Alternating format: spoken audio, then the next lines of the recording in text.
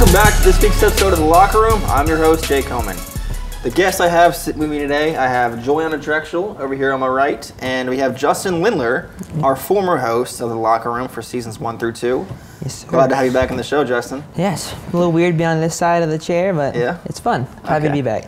Cool. Well, if we were all watching the game last night, I know I was, the Myles Garrett incident, I mean, that was just something unheard of, right? I mean, yeah, never seen that happen. That was something else. That was definitely something else. It was certainly what a kickoff for this weekend of football. And as you know, Myles Garrett's suspended now for the rest of the season. We know Marquise Pouncey 3 games. But yeah, I want to get that out there because if you haven't heard about it, go read up on it. It's just crazy. I do want to start off, though, talking about load management that's been going on in the NBA. As we know, last year, a couple players like Kawhi Leonard, I think he rested between 18 to 20 games last season. LeBron James, when he came back from the injury, they listed him as load management, wouldn't play that night for a couple games at the end of the season, probably because the Lakers really weren't going to make the playoffs at that point. So they just said, you know, whatever, we'll just rest him tonight. But what do you think about this strategy that some of these players are taking about load management? Like, do they need to go out there and play, you know, 48 minutes every game, or do they deserve to have some nights off? And if so, then is it like good or bad for the league, or so what? I'll start with you. I think this is very good for the players just because it's super high intensity when it comes to these games. They're playing so many different games, and so of course it's good to rest them at some point, but it is not exactly good for the league in profit in some aspects because fans are going to these games trying to watch these amazing players, and they're out here missing these games, they're sitting out, and it's bad for business, I guess. Yes. Okay. What about you, Justin? You see, I'm indifferent about it. I think fans have every right to be upset about things, especially for primetime games. The price of admission goes up just by that default, and people are going to spend their money, and they want to see it. They go to see players like Kawhi Leonard, LeBron James. They pay money to see these players they idolize, and especially in the Kawhi Leonard case, there's no excuse for you sitting out a game on primetime. No. If it's a Tuesday night, you have to watch this locally against the Suns. Yeah. Like, okay, if you need a break, sorry, Juliana, sorry. But I just think there is a right time to do it, and when there's a time that's not to do it. It looks bad on not on the players' part, but the NBA's part, because it's just, you're passing up these big games as a player, and you're saying, like, I don't deem this necessary. Then there's a side of the player standpoint. It's like, I'm running up and down a court, on a hardwood court, 48 minutes a game, 82 games a year. That takes a toll on a human body. Sure does. How guys like Vince Carter and LeBron James are still in the league moving is beyond me. So I get that standpoint. It's like, yeah, I might need a break or two. Not only are we running up and down, we're traveling, we're flying all the time.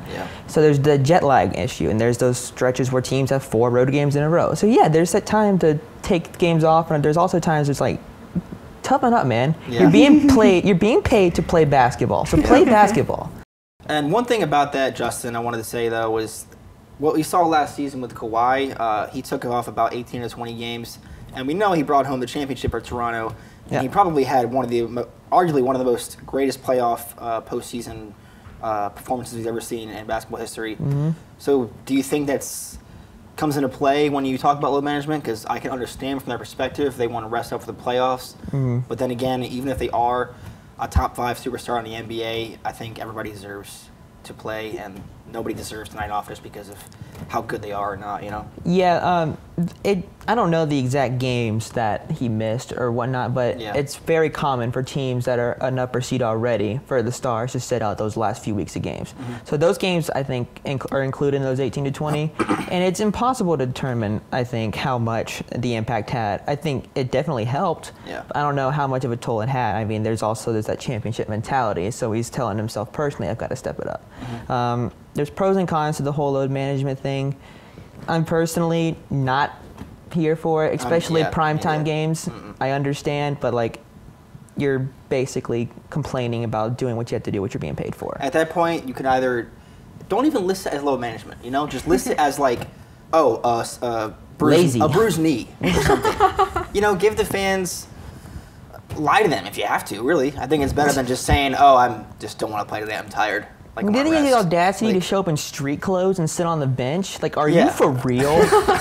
like, dude, come on. Put on a jersey and At get least in the game. wear like a jersey. Don't act like you're just, oh, I'm just sitting here because why not? Like I'm just like there's no point. Like it's ridiculous. And if this becomes a thing, I think you could even argue why not just shorten the season? You know, if 82 games is too much for these players and it's just just dragging them out, like then I would just say shorten the season and then go forward.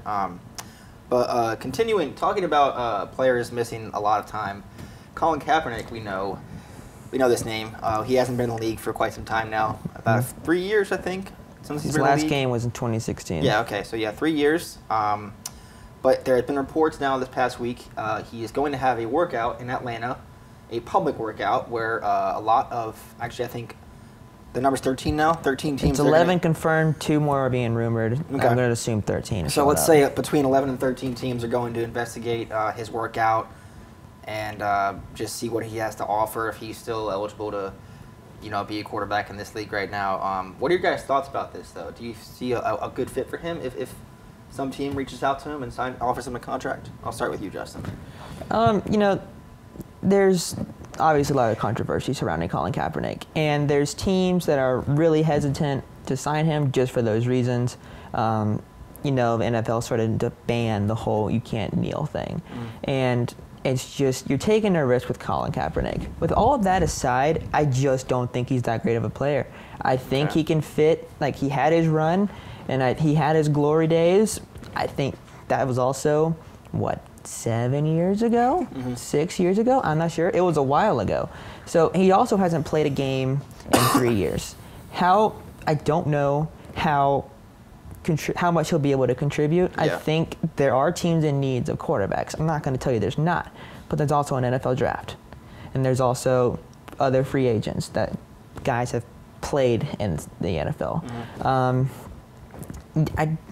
I don't really see the need for Colin Kaepernick at this point. I think he's done a lot to damage his reputation, but also he's got this really big support system around him. Yeah. I think it'd be awesome if he got back in the league. I just don't see him really being a key part of any team going further. All right. What's your thought of that, Juliana? I mean, I'd agree a lot with that, just because I really don't think that he would really fix any team. Like you can look at all these teams that are struggling with their quarterback situation, like we talked about last week with all of the backups, but I don't think that he's good enough to make a difference on any of these teams. I mean, his last few seasons weren't very good. He hasn't played actual NFL football in 3 seasons. He was benched by Blaine Gabbert. I mean, I just don't see him making a huge impact on anything. And, I mean, you can look back. He's been offered some positions, but he didn't want to take them for reasons that he didn't want to be he didn't want to be a backup. He wanted to be a first string, and I just don't see where he'd fit in. Or I wouldn't really trust any team to, put their faith in Colin Kaepernick.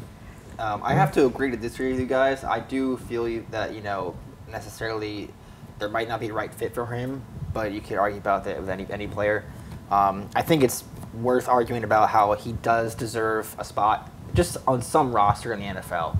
Like we were always talking about how Carmelo's been out of the league. Well, guess what? He's back in the league now. Yeah. Technically, he signed with the Trailblazers just a couple of days ago. Might have been last night or 2 nights ago. Yesterday, I think. Yeah, yesterday. Okay, well. As of this recording. Yeah, as of this recording. But yeah, Colin Kaepernick is just, especially because he's also had a lot of time off.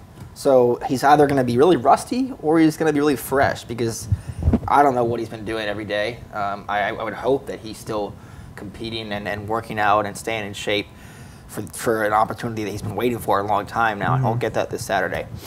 But more on that going forward.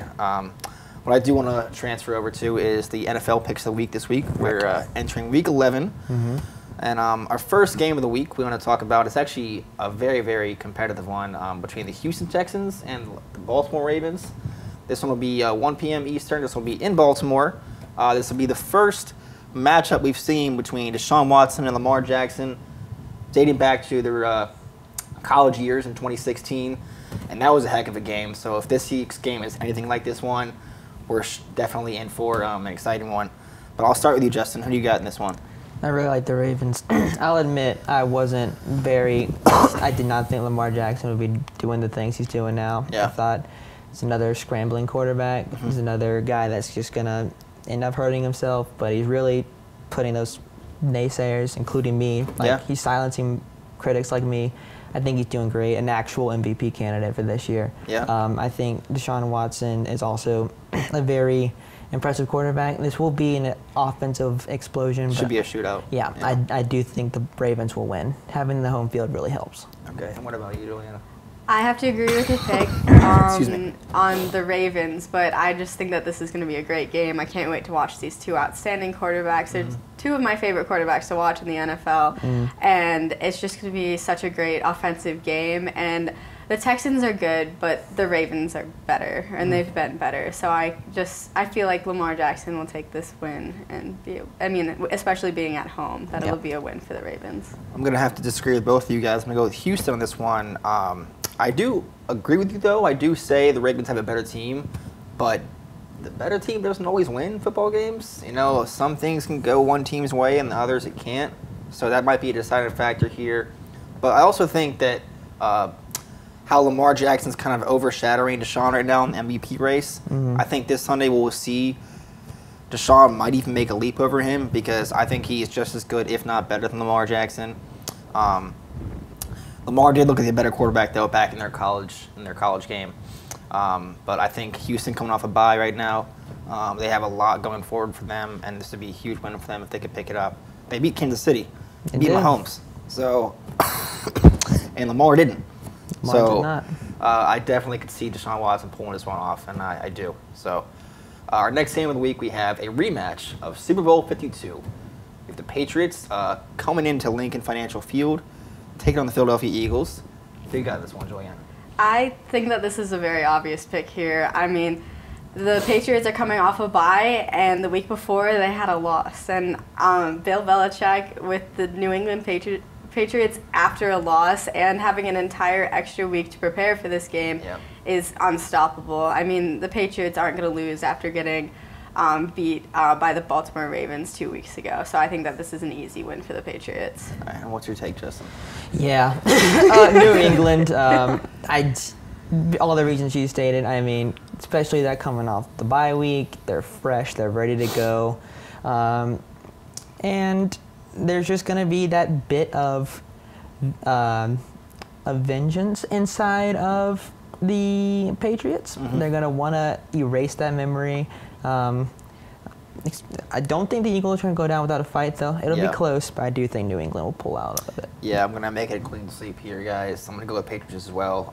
Although the Eagles are probably one of the very few teams in the league that just aren't afraid of New England, because I'm sure a lot of teams are scared coming into Foxborough, even though this one isn't at home in New England. But like you said, the Eagles will definitely put up a fight. The one thing that they actually could win this game off of is we saw how Lamar Jackson and the Ravens offense and Mark Ingram and the running offense completely just destroyed New England, and that was they kept being very aggressive with the ball and only going forward. So that's going to be a key, whether or not Jordan Howard can produce for the Philadelphia Eagles. Plus, it'll take off a little bit of pressure for Carson Wentz. So that would allow him to maybe shine in some moments he's not used to shining in. And he'll certainly get a good chance because he didn't get to play against him last time with Nick Foles being a quarterback then. But yeah, I'm going to have to go with Patriots just because, like you said, they're off a bye. It's very rare they lose 2 games in a row, especially coming off a bye. And actually, Eagles are off a bye too, I will say that. But yeah, I want to go with New England on this one. And finally, our last game of the week, we have the Chicago Bears taking on the LA Rams. This would be a Sunday night game. Both teams kind of not meeting their expectations for this season. We know both of them won the division last year, but they had a lot more going for them this season. A lot of fans expected them to be a lot better than they are right now. The Bears, I think, 3rd in the NFC North. Rams 3rd in the NFC West. So who you guys got in this one? I'll start with you, Justin. I'd like the Rams in this one. You speak about the teams underperforming, and the Rams are sitting in something called Super Bowl slump. You see teams go through it almost every year. The Panthers are victims of it. The Falcons. The Eagles, the Falcons, they're all victims of the Super Bowl slump. Underperforming, the Bears defense. really not performing as well as they've been hyped up to be. Yeah. That might be the expectations were too high, or they just aren't reaching the expectations they're capable of reaching. Being a Sunday night game in LA, the fans are going to show up, make it loud, make it tough. I do think the Rams will find their groove a bit, start getting some wins, and ultimately come out with the win Sunday. Okay. What about you, Juliana? See, this one was a tough one for me just because I feel like both teams are pretty even when it comes to their disappointment and their just, especially in regards to their expectations this year. And so I just ended up going with the fact that the Rams are going to be at home, and I feel like they'll have like their stadium helping them cheer them on, which is why I'm going to go with the Rams on this, because I feel like although they've been decently disappointing, I feel like the Bears have been more disappointing than their expectations. Yeah, I'm going to have to go with the Bears in this one. I think this is a game where they might bounce back, especially their defense. Khalil Mack really hasn't been all that great this season. We saw it last year. He had spectacular season. A career year, yeah. Even though he didn't win Defensive Player of the Year. I think Aaron Donald won it again, right? Yes, he did. Yeah, okay. But anyways, he's certainly not playing like he did last season. The Bears pass rush ranks, I think, 25th right now, which is kind of surprising. And then we also know the Bears offense ranks first. But the one thing I think is going to be a factor for the Rams is like what's been going on with Gurley this season. You know, it seems like they're not giving him the ball. They actually rank 22nd in rushing attempts this season, which doesn't really add up when you have one of the best running backs in the league, especially him being the second highest paid running back now. And I don't think Jared Goff would be able to handle the pressure against the Bears defense. We saw that last season, actually, when they met. So, yeah, I'm going to say the Bears are going to take this one again in LA, and they'll go home happy. Yeah, all right, and that's about all the time we have for today, guys. So once again, Justin, glad to have you back on the show this week. Good to be back. Thank you. Yeah, and Juliana, as always, you returns back 2 weeks in a row now. Very excited. It's becoming a thing. But yeah, once again, thanks a lot, guys. And for more on sports, guys, check us right back here on the Lock.